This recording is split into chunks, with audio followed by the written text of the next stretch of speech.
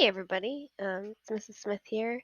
In today's video, I'm going to show you how you can possibly create a sort of writing assignment with Graphic Organizer in Google Classroom. So first, you want to open up a Google Doc in the same email address that you use for your Google Classroom, so your work email. So this portion you could do maybe in a Zoom or in some sort of interactive part with your class. Like if you share your screen, they could all see what you're doing, and you guys could talk about it together. So say you're writing a narrative. I don't know, you can call it whatever you want. It will attach the students' names to it when they have a copy, but if you're going to print it out, it's good to just put a name thing right there. And then to make the graphic organizer, you're going to make a table. So to do that, up on the top, there's this menu and you'll see File, Edit, View, Insert. Right here, you want to click Insert and then Table. And then you get to decide how big the table will be. I'm going to do 2 columns, one for the instructions on the left and then one for the student responses on the right. And then, let's see, probably like 5 boxes. No, I'll do 7. Okay, so now you have a table that looks like this. You can adjust the width of each of the boxes by clicking and dragging, but you don't really need to worry about that right now. So maybe in a class Zoom, you'll talk about, oh, what do you need in a narrative? You need a setting. What does that mean? The where and the when. You need to have people or animals doing things. What are those called? Those are called characters. And maybe how do we describe them with adjectives and actions? And then every story has a what in the first part. Oh, a beginning. After that, there's the middle. And then after that, the end. And every story has a problem and a solution. So that means in the end, how is the problem solved? And then in the middle, usually we learn about the characters.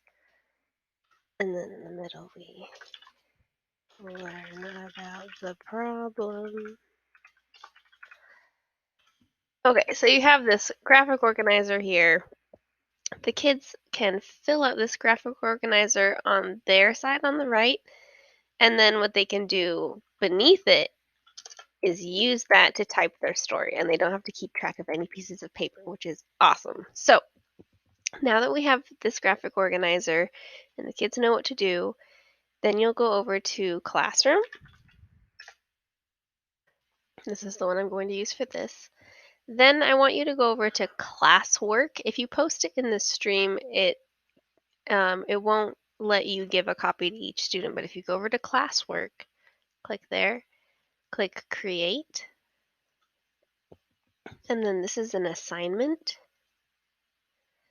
And you say something like,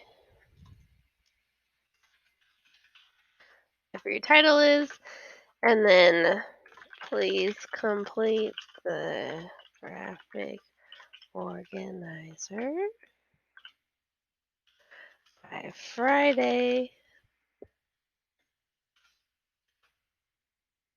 And then you can click Add, and then you'll go to Google Drive right there. And it'll find from what you've been doing, there's your most recent document right there.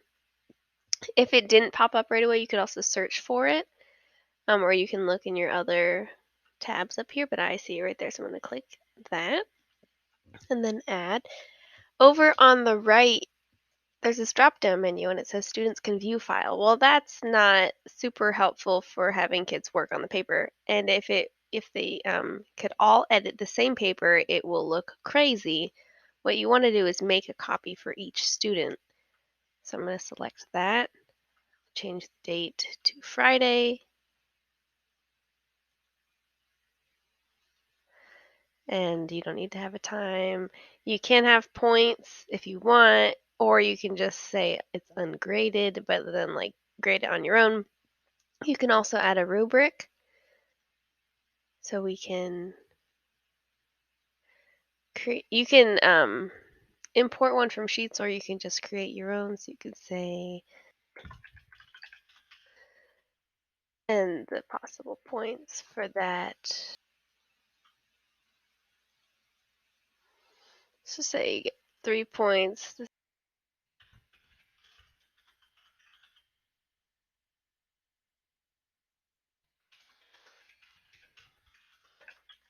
As a clear beginning, middle, and end. And then for 2 points, oops, they could have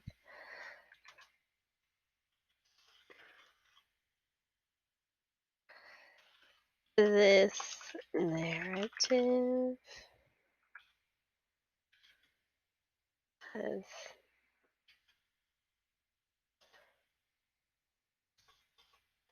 is missing a clear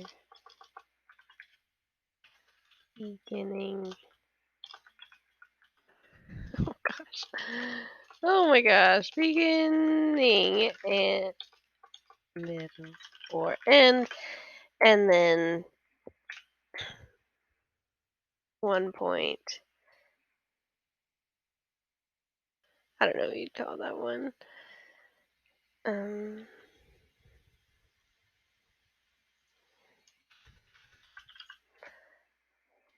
This was not written for this.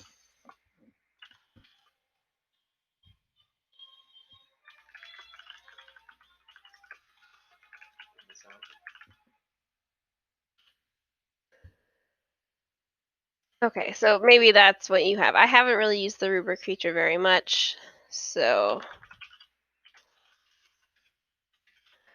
and you can have more criteria. And you can change the points like that. You don't have to use this, but it's just an option. This is new, and I think it's a really cool feature because eventually we could align it to our district rubrics. So once you like your rubric, you can click Save. And then all the kids will have a copy of this. The kids will also be able to see the rubric. And then as you go through to grade, you can click the appropriate box. And there is a grade book in Google Classroom. I haven't really used it very much. And then you can also make a topic over here. Topic, create topic. And that way you can have your narratives separated from your opinion and your informational writing. And it'll be easy to find what you're looking for. So then once you've done that, you can click Assign.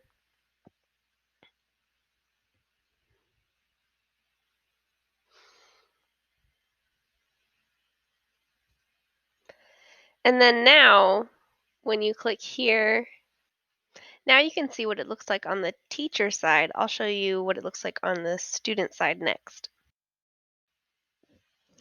So now I'm logged in as a student in the demo class, and I can see here in the stream that my teacher has posted a new assignment. If I go into classwork, I can also see it under there, and then I'll click on the narrative link. The assignment has the name in it, so I'm taking that out, but they can click there, and then they can see this copy that is specifically for them. Their name is up here at the top, and then they can type their name.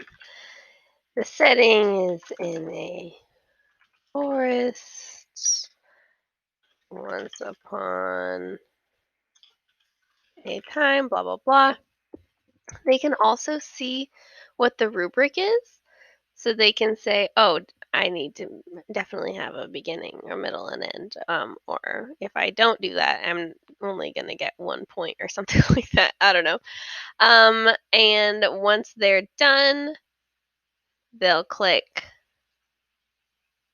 this turn in button up here.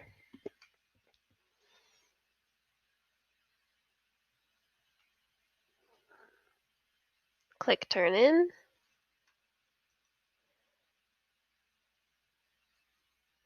And then on the teacher end, then you can grade it, you can fill out the rubric, you can make comments, but while they're working on it, after they've opened it, you can also respond if they have a question in the comments. I hope that was helpful for you. If you have any questions about how to make an assignment in Google Classroom, I would first suggest just try it, fiddle with it,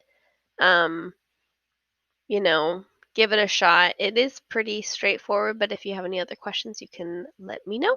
All right, bye-bye. Good luck.